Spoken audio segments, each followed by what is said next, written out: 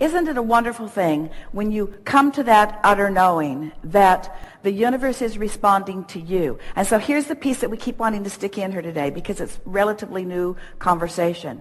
The universe is responding to you. What are you responding to? The universe is responding to you. What are you responding to? The universe is responding to you. What are you responding to? The universe is responding to you. What are you responding to? So if you're responding to shopping for furniture, which felt good, we're just going to throw that in. If you're responding to having your feet in the surf, if you're responding to the things that you've been practicing that feel good, if that's what you're responding to, so that you've created this nucleus, then the universe is going to respond to that feels good and just going to amplify it and give you more and more momentum from that point. The universe is responding to you. What are you responding to? So let's say you've been doing that and you've been doing that and things are going along well, and then you run into an old friend or you run into an old conversation, and so now you're talking about that and now you're responding to that. So now when you start responding to that, you put that into your point of attraction, and now the universe is responding to you. You see what we're getting at? The universe is always responding to you. What are you giving the universe to respond to? How are you feeling? What's the core feeling of you? You see, is it impatience? Yeah, there's some impatience here. Been working on this for a while. Really want it. You've got impatience there. The universe is responding to your impatience. How does that play out? When the universe is responding to your impatience, how does it play out? Here's another one you won't like. Here's another one you won't like. Here's another one you won't like. That's how the universe responds to your impatience. How does the universe respond to your contentment? Oh, you like that? Here's more. Oh, you like that? You might like this too. You like that? The universe is responding to you. How do you feel? That's what the universe is responding to. So Esther's dream, that was really an awakening thing for her, because she's standing on the stage and she's worried about how her dear friends, you guys out there, what kind of experience you're having. And in her dream, the way she created it, because she creates her dream reality too, the sun was in your eyes and you were not comfortable.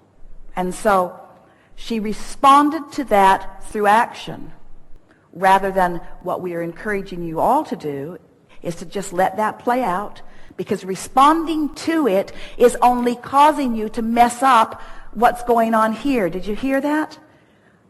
We'll say it again, because this is so you're doing your best to create this point of attraction so that lovely things will come.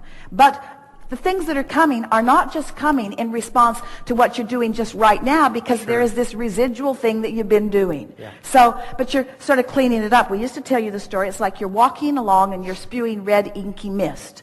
And as long as you're spewing it, your atmosphere is sort of full of it. But if you stop spewing it, eventually it will peter out and you'll be walking through clear space.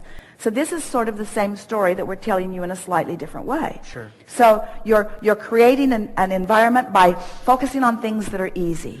You're visiting with people that are fun to be with, and you're surfing because you always love that. And you're honing your craft at baseball because that's what you've been doing for a long time. And it's good, good, good, good, good. And so you're honing your vibration, and most of the inky mist is cleared out of it. Not all of it, but most of it, and you're feeling pretty good. And then something comes in response to a vibration that you've got going on that you're not really aware that you've got going on. Are you following this? You weren't aware you had it going on until something responded to it and showed you that you've got it going on. So now, oh, hear this. This is so good. It's the best we've ever explained it to you. So now what are you going to do? Now, this evidence that you've got something in your vibration that you were oblivious to, you didn't know it was going on. Now the evidence has shown you that there is some cleaning up to do, that there is some softening up to do, that there is some defocusing or refocusing to do. What do? Well, most of you focus on the thing that came. And when you focus on the thing that came, instead of it going further away, now you just spew that inky mist, and it's part of your point of attraction, and then it's more likely that it will come again and again. Does that make sense to you?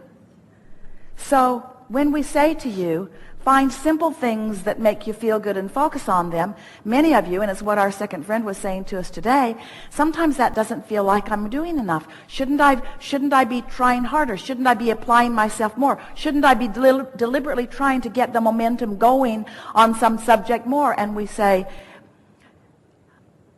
if we were standing in your physical shoes, we would be saying it as best we can, which means it feels the best, as best we can, no matter what it is, as best we can, no matter what it is, as best we can, no matter what it is, and then we would watch for the evidence of the vibration that we've honed. And pretty soon, you're going to feel invincible.